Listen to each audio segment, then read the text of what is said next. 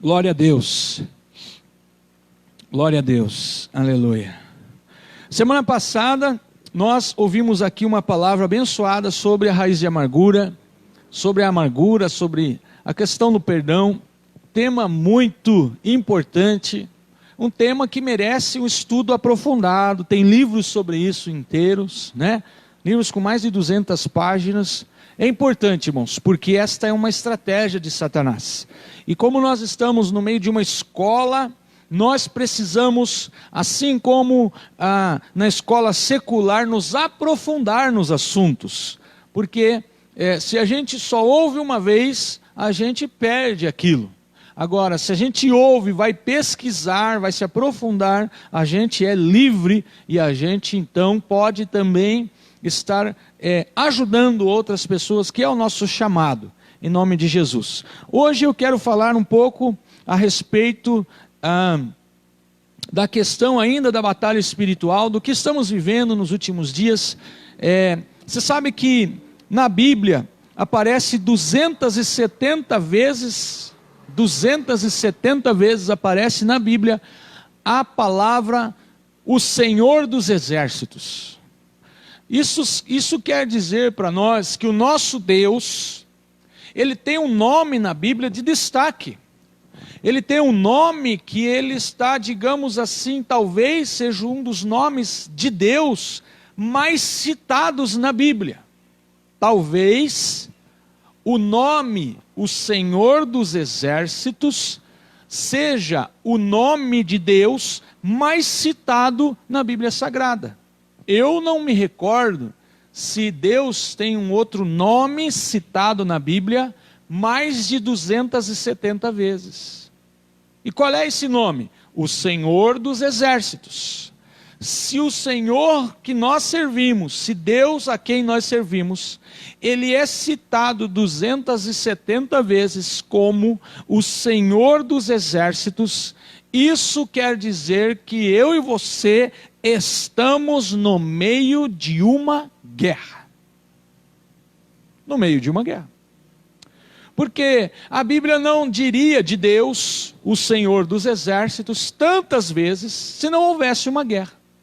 Agora, Ele é o Senhor dos Exércitos. Ou seja, Ele está acima de todos os exércitos. Ele não está em guerra. Nós é que estamos. Porque quem está na guerra é o exército e não o Senhor dos Exércitos. Deus já venceu Satanás há muito tempo, aliás, nem precisa lutar contra ele. Porque Deus é todo-poderoso. Deus não é mais ou menos. Deus não é um time em final de campeonato. Deus não é como alguns chamam aí, uns técnicos famosos mundialmente, de a salvação do time, porque aquele técnico está ali. Então aquele time ele vai vencer o outro time. Não, Deus já venceu todos os seus inimigos. Deus não tem problema com isso. Nós temos. Nós estamos no meio de uma guerra. Nós estamos na batalha. E essa noite eu quero falar um pouco sobre essas questões. Eu quero ler com vocês 1 João, capítulo 3, você que gosta de anotar aí, primeira carta de João, 1 João lá no final da Bíblia, capítulo 3, verso 7, o apóstolo São João está no final da carreira já escrevendo com muita sabedoria, ele diz assim, 1 João 3, 7, filhinhos, ó que bonito, né? O apóstolo do amor. Filhinhos, não deixem que ninguém os engane. Aquele que pratica a justiça é justo, assim como ele é justo. Está falando de Jesus. Aquele que pratica o pecado é do diabo, porque o diabo vem pecando desde o princípio. Para isso, o Filho de Deus se manifestou, para destruir as obras do diabo. não as pessoas endemoniadas. Todo aquele que é nascido de Deus não pratica o pecado, porque a semente de Deus permanece nele. Ele não pode estar no pecado porque é nascido de Deus.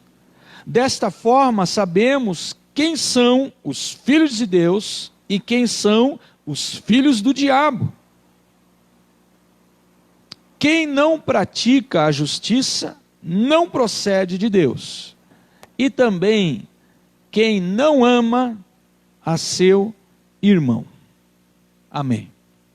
É interessante, esse texto mostra a forma que o diabo manipula as pessoas, a forma que o diabo é atraído para a vida das pessoas, a forma que o diabo quer envergonhar o Senhor.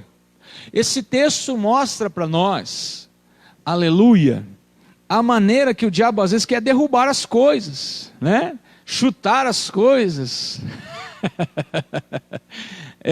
Esse texto mostra para nós que o diabo, ele quer dizer quem você é.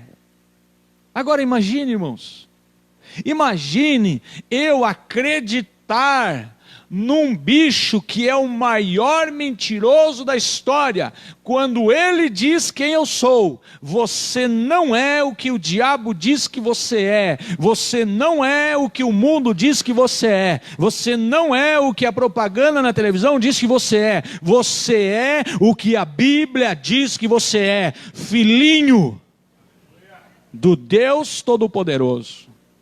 Não perca a sua identidade por causa de conversa mole de Satanás, de propaganda de televisão, de literatura, de coisa motivacional ou desmotivacional, né?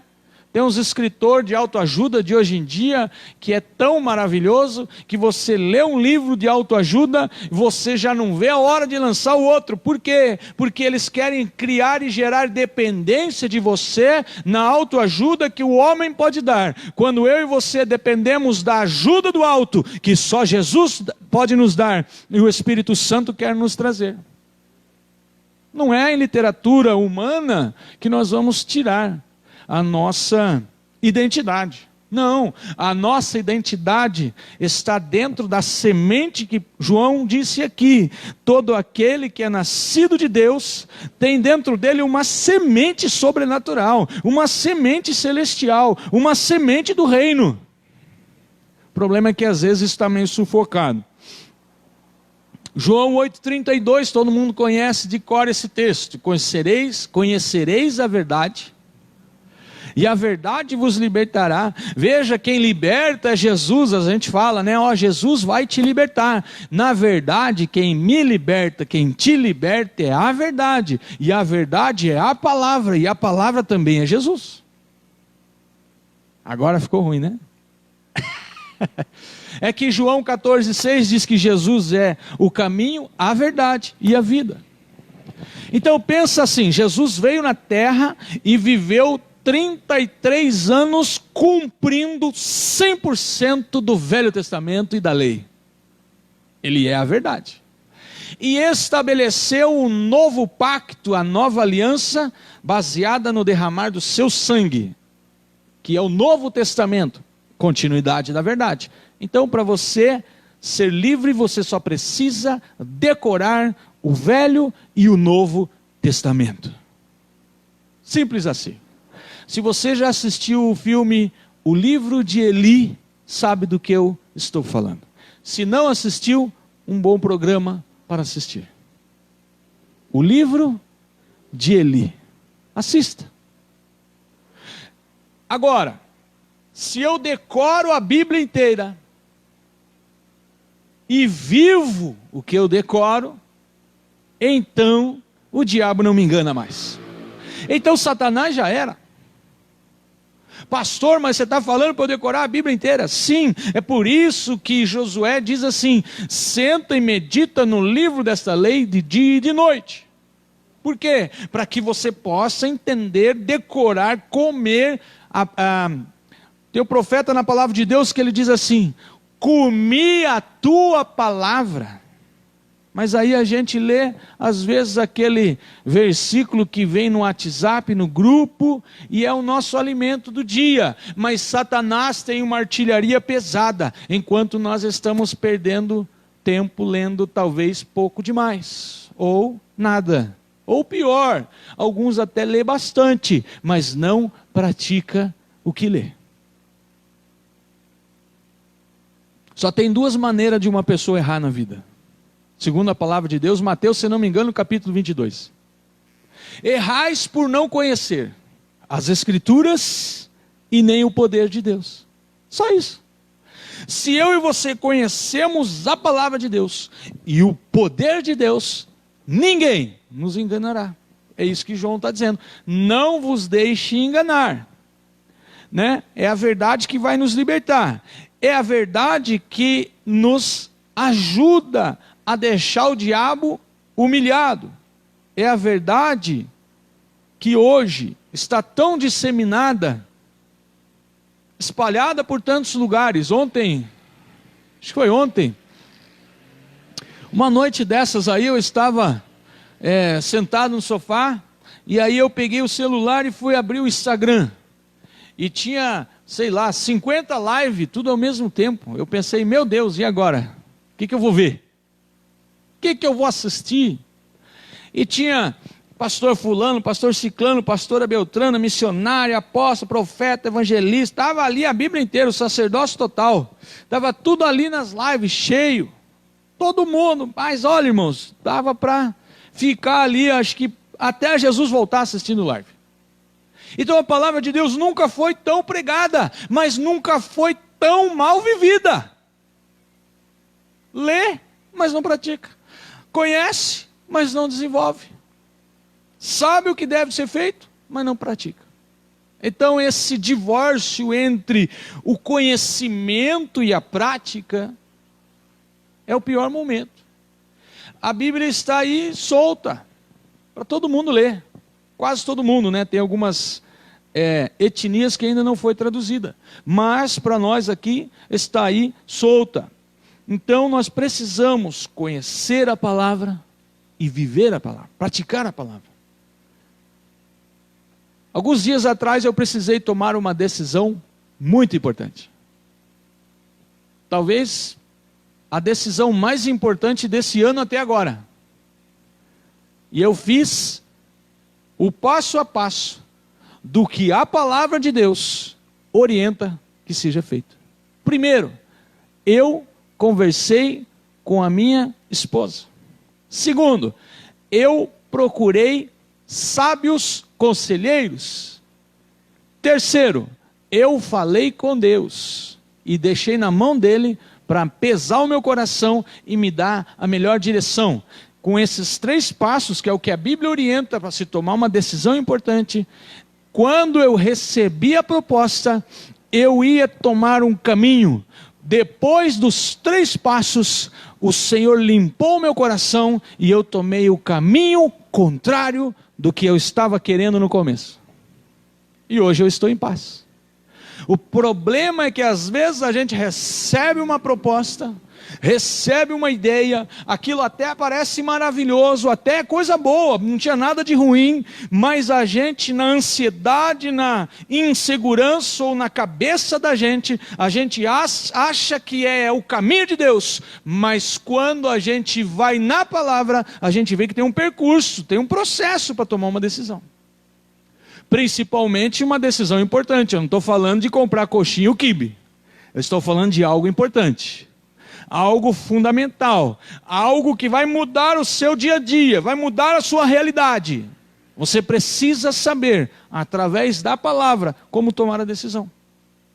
É que nem o emprego, você chega às vezes e fala assim, eu preciso trocar de emprego, né? O que a Bíblia diz sobre isso? A Bíblia diz isso, diz aquilo e tal. Tem que procurar um conselheiro abençoado, né? Vou procurar um homem de Deus, uma mulher de Deus para tomar a melhor decisão. Então, sempre tome as suas decisões. Nem sei porque eu estou falando isso, mas com certeza alguém precisa tomar decisão. Então, tá a dica aí. Não tome a decisão na empolgação, na emoção, só ali na carnalidade. tome a decisão com Jesus, com os conselheiros, com oração e com aqueles que te amam e te falam a verdade. Por outro problema, irmãos, às vezes a gente vai procurar a pessoa que fala o que a gente quer ouvir. Não, você tem que procurar aqueles crica mesmo, sabe aquele xarope que faz você mudar de ideia? Porque daí se você convencer eles, né, aí é de Deus. Quem é o inimigo e os seus demônios? Quem é o diabo, afinal? Quem é o cara que a gente está lutando? Quem é esse bicho feio? João 8,44. Vamos dizer que esse versículo se divide em 3 partes, eu vou ler da B em diante. O diabo foi homicida desde o princípio, e não se firmou na verdade, porque não há verdade nele.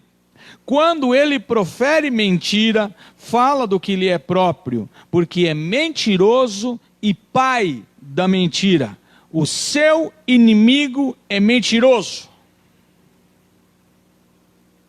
O meu inimigo é mentiroso. Ele está mentindo toda vez que você ouvir e pensar que a voz do diabo é mentira. Ele é mentiroso. Ele cria mentiras. Agora, ele também é um ser espiritual. Satanás é um ser espiritual que gosta de morar no meio da sujeira. Espírito imundo. Espírito imundo. Por isso que às vezes você vai num lugar e você entra e você fala assim: meu Deus, parece que aqui tem Maria Mulambo. Parece que aqui tem um tranca-rua. Parece que aqui não se toma banho. Por quê? Porque o espírito imundo adora sujeira. Sujeira emocional, sujeira sexual, sujeira física também. Física também. No sentido de um lugar assim, sujo. Um lugar mal cuidado. Então, o diabo ele é espiritual. Ele é também... Ou seja, melhor, já que ele é espiritual, imagine como que você vai lutar contra ele. Ah, você vai acordar cedo, vai malhar, vai ficar bombadão igual o Rocky Balboa e vai dar 3 socos na cara dele? Não. Ah, você vai invocar o Thor então para lutar contra ele? Nem existe na verdade, é tudo figurinha. Puxa, agora eu quebrei alguns aí que acreditavam ainda, né? Me perdoe, viu? Mas Thor não existe, tá? É só no cinema. Ah, não, eu vou chamar o Superman para lutar contra Satanás. Primeiro que não existe. Se existisse, Satanás é espiritual. Superman é um homem. Um homem não é espiritual. Quer dizer, não dá certo. Só para a gente ilustrar, achei interessante essa ilustração aqui que Deus me deu. Imagine que você está diante de um prato com uma gelatina. E você pega uma faca bem afiada e esfaqueia a gelatina. Que mal você fez para a gelatina? Muitas vezes lutar contra Satanás de forma carnal é como esfaquear uma gelatina. Gritar com Satanás de forma carnal é como esfaquear uma gelatina. Brigar com as pessoas ao nosso redor porque elas estão endemoniadas é a mesma coisa que esfaquear uma gelatina. Por quê? Porque a sua luta não é contra as pessoas, mas é contra os demônios que estão nela. Jesus não veio para desfazer ou destruir as pessoas, mas para destruir as obras do diabo que as pessoas fazem. Ou seja, a nossa luta é espiritual. Tentar lutar com o diabo com as armas erradas não vai ter vitória. Não vencemos Satanás com brigas, com ódio, com dissensões, discussões. Me diz uma coisa, alguém já ouviu um testemunho de um marido chegar na igreja e falar assim: olha, de tanto a minha mulher brigar comigo em casa, de tanto ela me xingar de beberrão, de tanto ela me chamar de sem vergonha, eu aceitei Jesus e agora me converti? Não existe isso. Por quê? Porque ninguém ganha ninguém através de discussão. Eu nunca vi um marido chegar na igreja e falar assim: olha, de tanto que a minha mulher reclama, e reclama, e até reclama da igreja, e até reclama dos pastores, e até reclama dos irmãos. De tanto que ela reclamou, eu resolvi me converter. Nunca vi um testemunho assim. Por quê? Porque às vezes a gente está lutando com as armas carnais, que são murmuração, reclamação, discussão, querer resolver tudo emocionalmente, quando que na realidade devíamos lutar espiritualmente. Vamos lá. A Bíblia vai dizer sempre que as nossas armas não são carnais, mas sim espirituais. Então essa noite eu quero concluir esta palavra dizendo para você, 2 Coríntios capítulo 10, verso 4.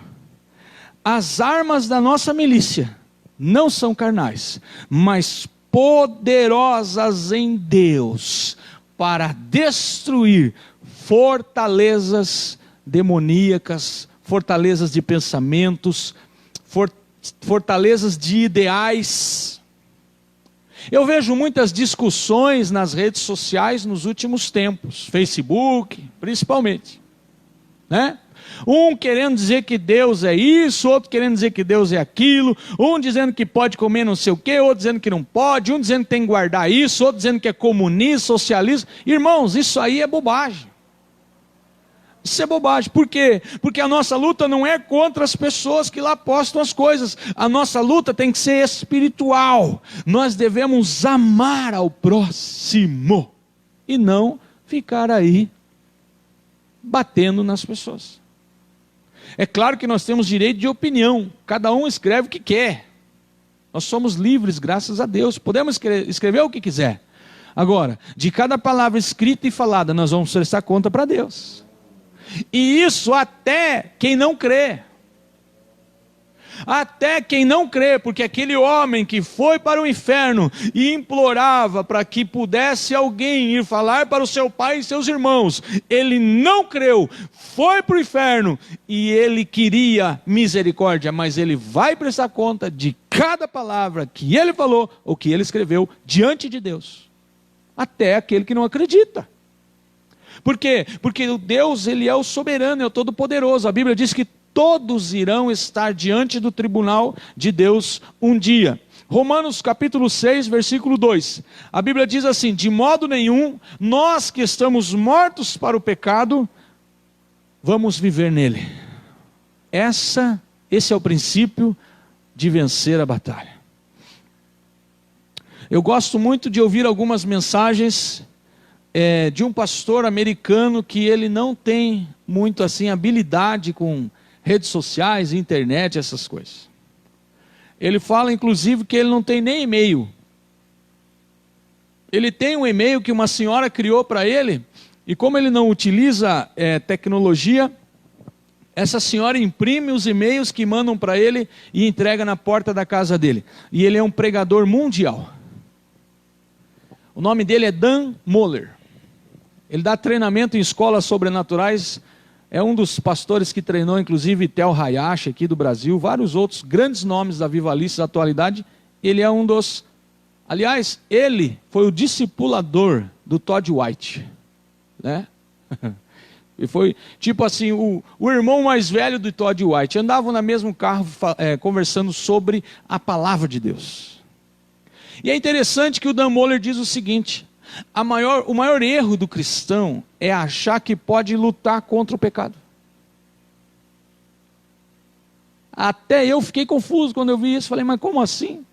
O pecado que habita em mim, eu quero tirar ele, não consigo. Paulo fala sobre isso. E aí o Dan vem e diz: você não pode mais lutar contra o pecado. Você não precisa lutar contra o pecado. Porque Romanos capítulo 6, versículo 2 diz que você é morto para o pecado. Aqui tem um princípio, aqui está a chave da batalha espiritual. O pecado pode até chegar, mas aí eu vou olhar para ele: haha, pecado, eu sou morto para você. Acabou. Ah, pecado, eu sou morto para você. Ah, que vontade de reagir. Eu sou morto para isso. Ah, que vontade de explicar o inexplicável. Eu sou morto para isso. Ai, que vontade de entrar nessa discussão. Eu sou morto para isso. Por quê? Porque eu sou morto para o pecado. Ah, levei um tapa, que vontade de dar dois. Não dou, porque eu sou morto para o pecado. Ah, me roubaram, que vontade de roubar. Eu não roubo, porque eu sou morto para o pecado.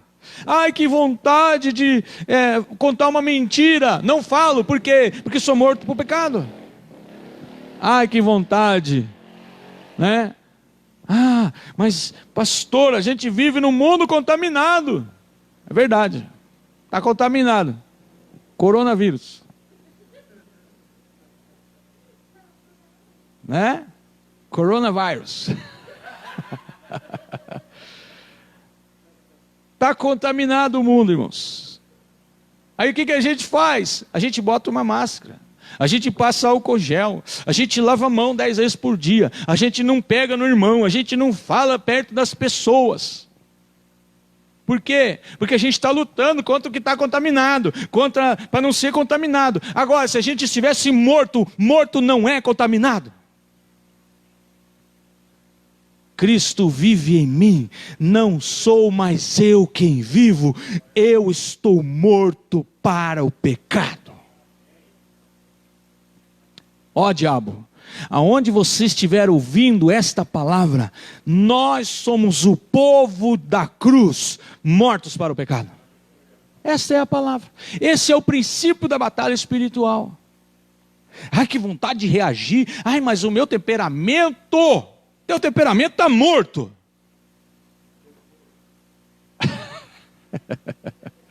Ai, mas o meu pavio é embutido. O teu pavio morreu. Acabou. Você não vai mais reagir. Você não vai mais precisar ficar explodindo pelas coisas. Eu não vou mais. Eu vou me autolibertar. Eu estou morto para o pecado. Diga aí na sua casa, diga aí você que está aqui, eu sou morto para o pecado. Esse é o princípio, aleluia. Eu falei que já ia terminar, agora eu vou concluir, tá bom? Mas eu preciso falar da armadura da luz. Romanos capítulo 13. Ô glória. Uma palavra profética de Romanos capítulo 13, verso 12 ao 14, proferida para dois tempos. O Cronos e o Kairos. Romanos 13, do 12 ao 14. Esse é um bônus que o Espírito Santo me visitou nessa tarde e trouxe para nós. Esta palavra está em dois tempos. O Cronos, que é o dia que nós estamos aqui. 14 no Brasil, do 5 de 2020. É o tempo cronológico. Não sei que horas são. 20h58, eu vou terminar no horário. É que tem um fogo aqui nesse altar que dá vontade de ficar aqui. Aleluia. Nós estamos no tempo cronológico, 14 de 5 de 2020, 20h59, estamos no Brasil, na cidade de Curitiba. Esse é o tempo cronológico, e essa palavra que eu vou ler, ela é para esse tempo cronológico. Estamos vivendo debaixo de uma pandemia e de mais de 700 pessoas mortas nas últimas 24 horas. É para esse tempo, essa palavra. Mas ela também é uma palavra para o tempo Kairos, que é o tempo de Deus, que não é 2020, não é 2058, que não tem escuridão, que está numa cidade celestial, onde as ruas são de ouro e a presença de Deus e dos anjos o adoram, 24 horas por dia, que não tem noite. Nem sei como explicar isso. O texto diz assim: a noite está quase acabando. Está quase acabando. O vírus vai morrer. A humanidade vai vencer essa pandemia, essa praga, em nome de Jesus. A noite está quase acabando.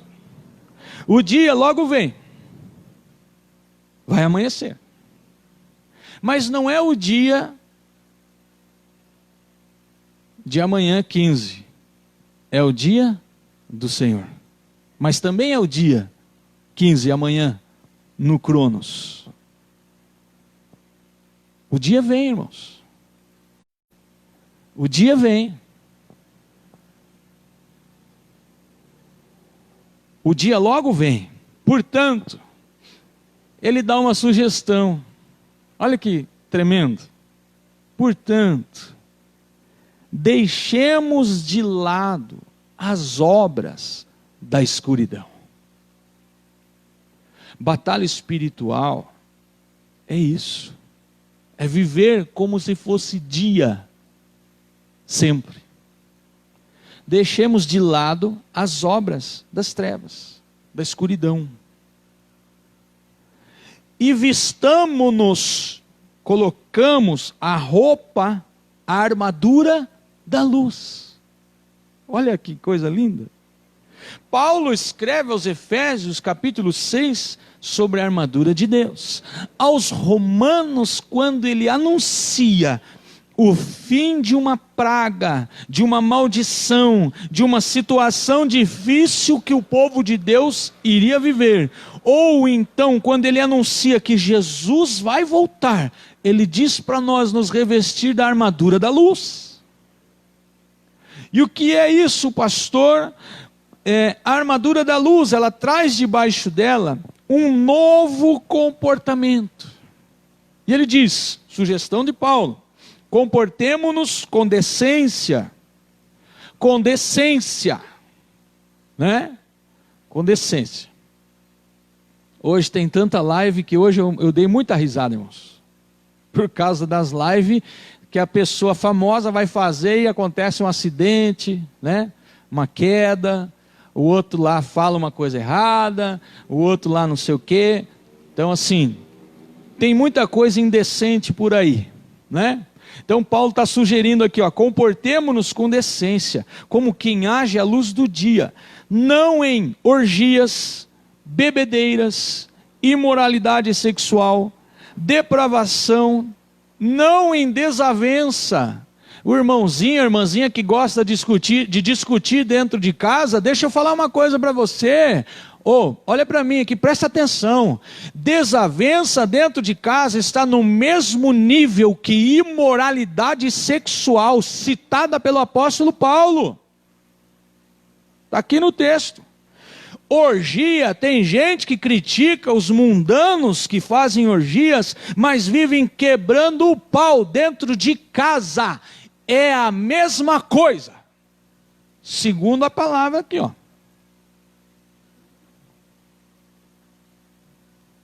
Inveja. Ai, que inveja santa. Não acho isso na Bíblia. Nunca vi.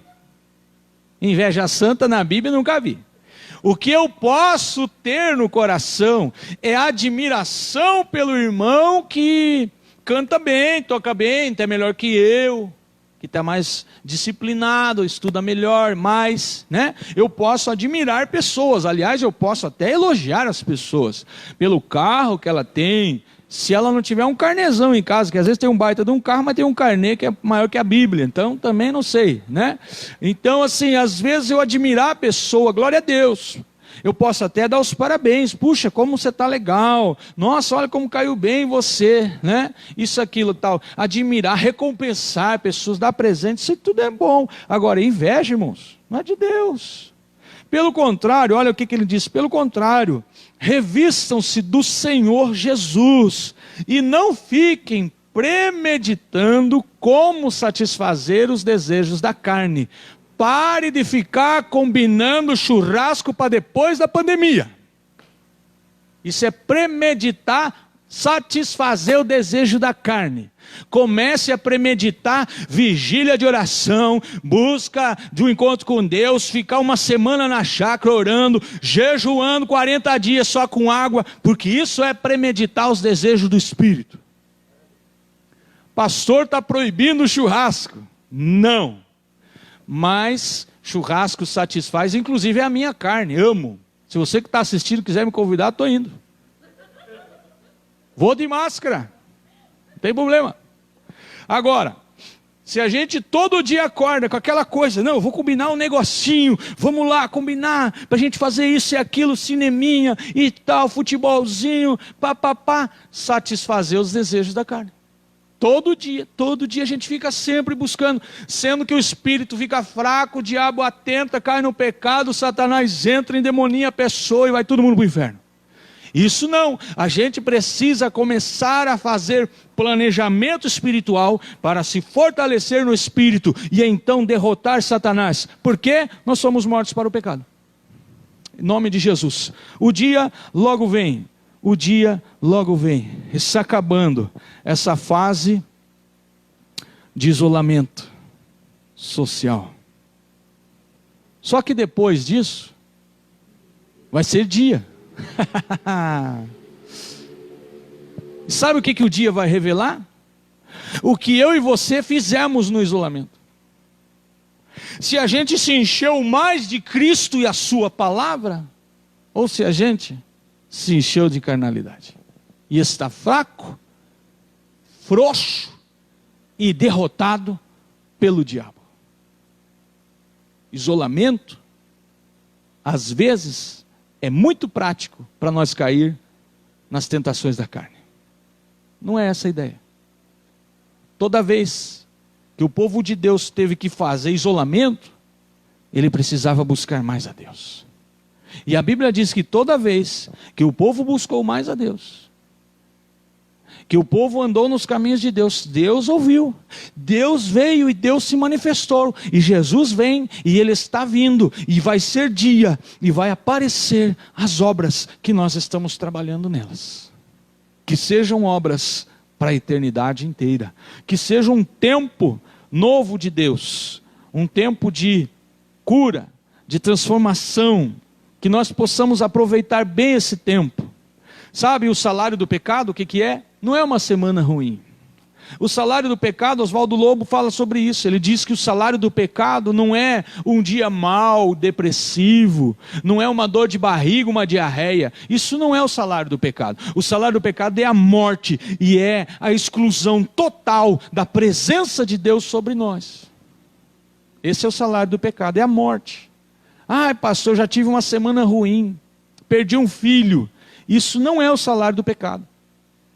Pode colocar a maior desgraça na sua frente, não é o salário do pecado. O salário do pecado é a morte espiritual e o distanciamento de Deus. Mas nessa noite, se você dizer ao Senhor, Pai, eu pequei, eu me arrependo, eu quero mudar de vida, a Bíblia diz que Jesus é fiel para perdoar todos os pecados, purificar a sua vida e transformar você, e você vai ser mais do que vencedor no nome de Jesus. Eu quero orar. Eu tinha mais algumas coisas aqui, mas a gente vai parar. E a semana que vem a gente dá continuidade, em nome de Jesus. Quem sabe você que está aí conosco, precisa mudar de vida. Aceitar o Senhor como teu Salvador, como o Senhor da sua vida. Quem sabe você, talvez até já está na igreja. Ah, eu estou na igreja há 30 anos, 20 anos, 10 anos, 5 anos. Isso não faz de você alguém que está vencendo a luta. Por quê? Porque a luta não se vence pelo tempo, mas no espírito. Porque o nosso inimigo é espiritual. Quem sabe você está precisando desta armadura de luz. E é isso que eu quero profetizar na sua vida, que você coloque a sua vida diante de Deus, para que você receba essa armadura da luz. Porque o dia vem, e logo vem. Pai, no nome de Jesus, se alguém recebendo esta oração, que quer Jesus como Senhor, que entrega a sua vida a Jesus, que declara que é dependente de Jesus, que o recebe como Senhor e Salvador, Pai, escreve esse nome no livro da vida eterna. Pai, que a partir desta oração, este nome, esta vida, esta pessoa tão preciosa, passe a ser teu filho e tua filha, como João escreve para nós. Senhor, que este filhinho, esta filhinha, possa estar coberto pelo sangue de Jesus.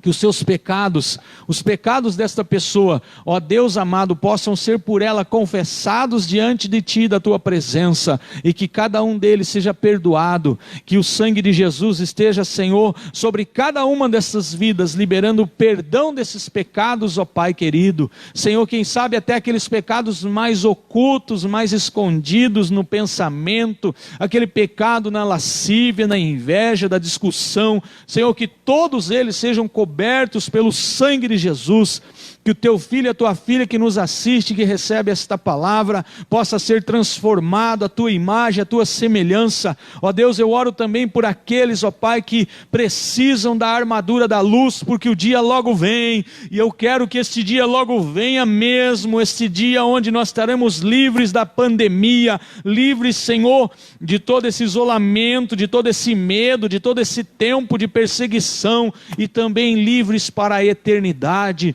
O dia do Senhor logo vem, aonde nós todos estaremos à Tua presença e queremos habitar ricamente na eternidade contigo, Pai. Por isso eu peço que o Senhor traga o revestimento, que a gente possa colocar de novo a armadura da luz, a armadura que é Jesus Cristo, Senhor dos senhores, e que Ele nos encha da presença do Espírito Santo, e que esse amado Espírito Santo, o nosso melhor amigo que nos ouve em todos os momentos, Ele possa nos ajudar a mudar de vida definitivamente, ó Pai, e estar no centro da Tua vontade, no nome de Jesus. Amém.